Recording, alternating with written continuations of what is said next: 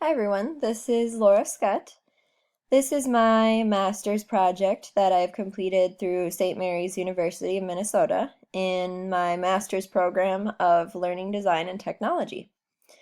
I call my model Work Then Play. It is a no homework model. Where did it all begin? Long story short, I had a lot of issues with my students turning in work that either wasn't finished or wasn't completed to the best quality. I also had a lot of students forgetting to do their homework or to turn it in, so I ended up with a lot of kids missing their recess or their morning meeting time to make up the work that they should have had done for that day. Essentially, I knew that I had to do something about this issue. That led me to ask, how essential is homework within the educational system?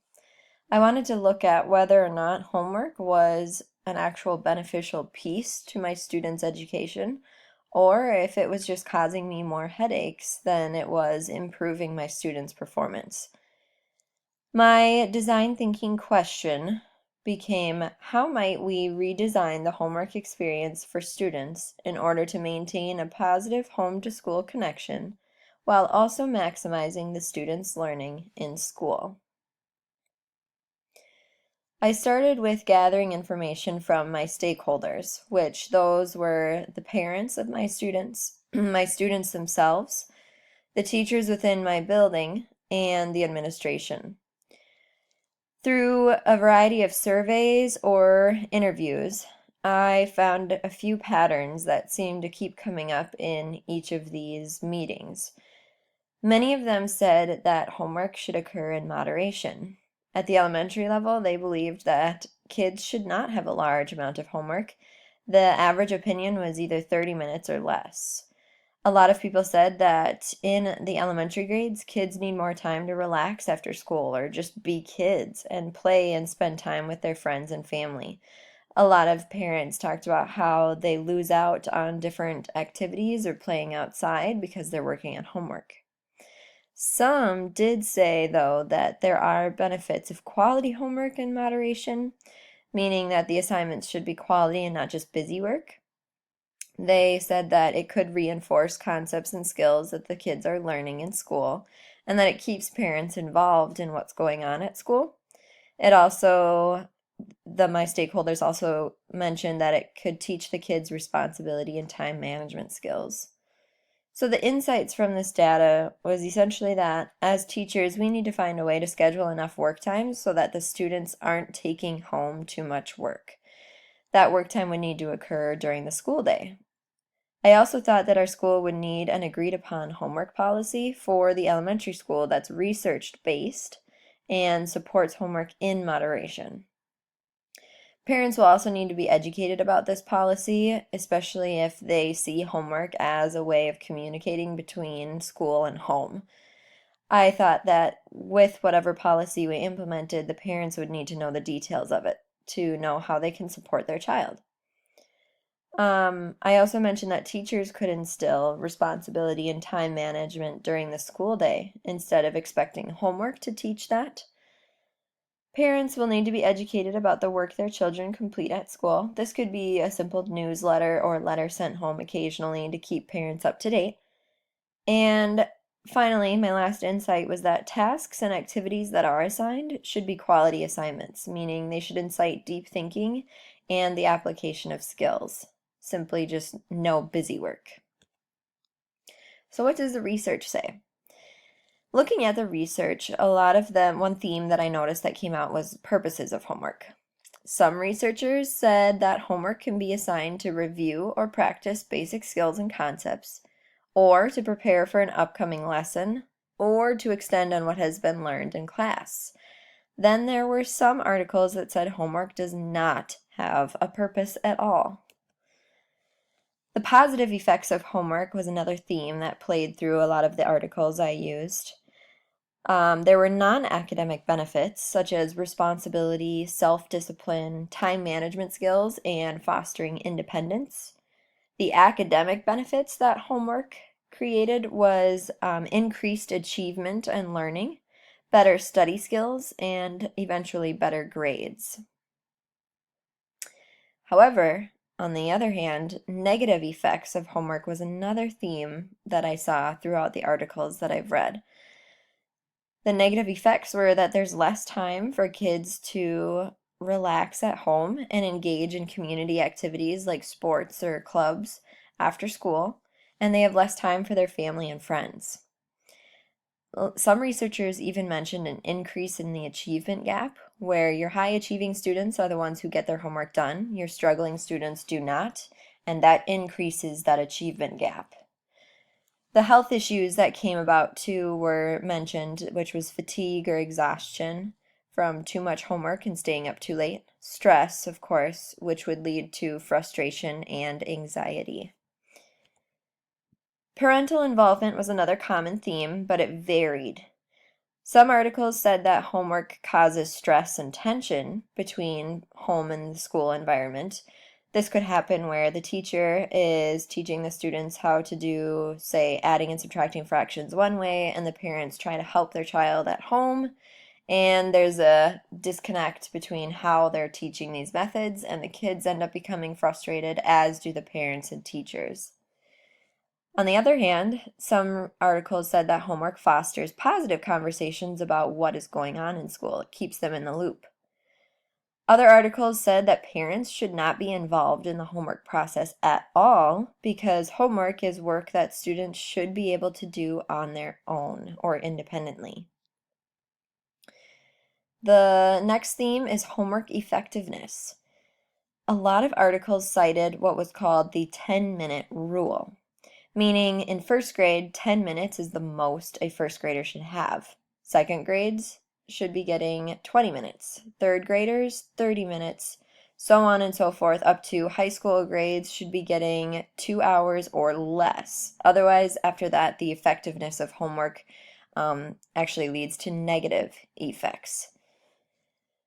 A lot of articles said that homework should be authentic and meaningful learning experiences that engage the student. So again, no busy work. And a lot of data said that homework is not effective at the elementary level at all, but that it was at the high school level. And finally, a lot of articles said that the data is really inconclusive because there's little to no evidence that points to homework actually being an effective practice. So here I've included two links actually to my synthesis matrix video. If you'd like to hear more about the research in depth, I would ask that you go to these videos here and you can play them on your own time. I will include the link to these Google Slides so that you could watch those if you're interested in the research. So the research led to my design principles, meaning this is what needed to guide my solution and make sure that it was an effective solution. So the design principles that I came up with were that the decisions and or policies that are made will need administrative support.